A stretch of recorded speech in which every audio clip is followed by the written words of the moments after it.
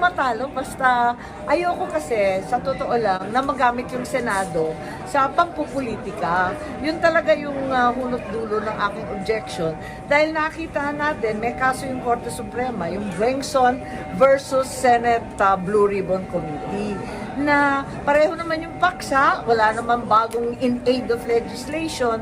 Parang sinabi ng Supreme Court, hayaan na ang Korte mag-imbestiga at mag-prosecute.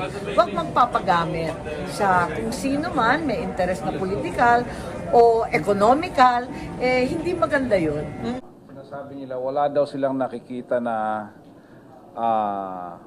kailangan itong investigation na ito in aid of legislation. Kaya pinatitigil nila. At yun na nga, nabanggit na anyway, may criminal case naman na let the court decide and not the Senate. Una, hindi naman papel ng komite ng Senado desisyonan ang pagka-inosente o pagka-guilty ni Pastor Quiboloy sa mga reklamo laban sa kanya. Yan ay larangan ng korte. Pero papel ng Senado at responsibilidad namin tignan kung dahil sa mga krimen na mapapatunayang nangyari o offense na napatunayang natanggap ng mga victim survivors, may mga gaps sa ating mga batas na kailangan naming gamutin. Iwasto kung may mali, punuin kung may gaps. At tungkol dito, kung papansinin ng aking mga kasama dito sa Senado, may at least 3 nang lumilitaw na areas for additional legislation na bibigyang daan nitong investigasyon. Sinama ko po sa opening statement ko sa nakaraang hearing at ulitin ko po ulit sa inyo ngayon. Una, sexual abuse within secretive religious organizations and issue of consent in faith-based dynamic. Kapag po ang isang tao, halimbawa isang babae o isang menor de edad, ay pinaniwalaan na itong tao ay isang di lamang mataas na religious leader, kundi embodiment pa ng Diyos. At ang pagsilbi sa kanya ay nangangailangan ng kahit anong sakripisyo, pati sakripisyo ng sariling kalayaan at katawan. Yan ba ay tama?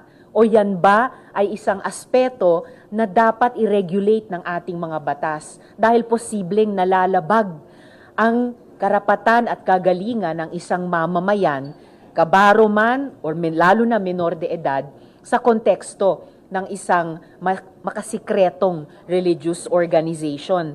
So anong mga amyenda sa ating batas ang kakailanganin para bantayan yung freedom of choice talaga nung tao at yung pag-exercise ng consent o di pagbigay ng consent kahit sa loob ng ganyang mga mahihigpit na religious organizations. Pangalawa, inability of our labor laws to sufficiently address voluntary labor arrangements. Paano kung walang employee-employer relationship, yung isang miyembro ng isang religious organization na halimbawa pinatrabaho pa sa isang media institution na sakop ng religious organization na iyan. Wala bang magagawa dapat ang ating batas kung meron namang malilinaw na paglabag sa labor standards o sa occupational safety and health standards?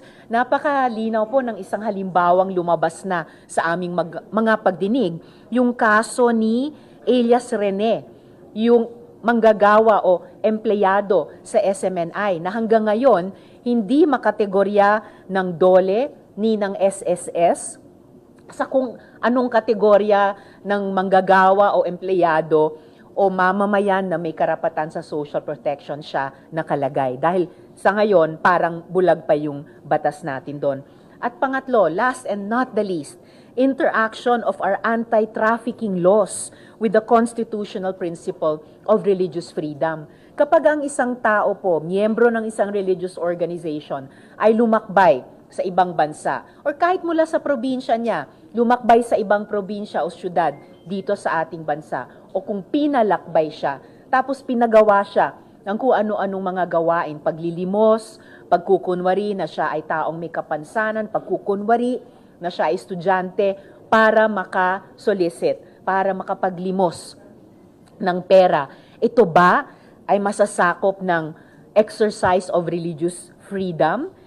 magagamit ba, masasight ba yung kalayaang iyan, lalo na nung religious leader, para pagtakpan yung mga posibleng paglabag, para pagtakpan ang posibleng pagtatraffic dun sa mga taong iyon. So, ngayon pa lamang, kung mamarapatin lang pansinin ng aking mga kasama, at least 3 na at seryoso ang mga batas at posibleng gaps sa ating batas na nako-cover na sa mga lumalabas na findings namin tungkol kay Pastor Quiboloy.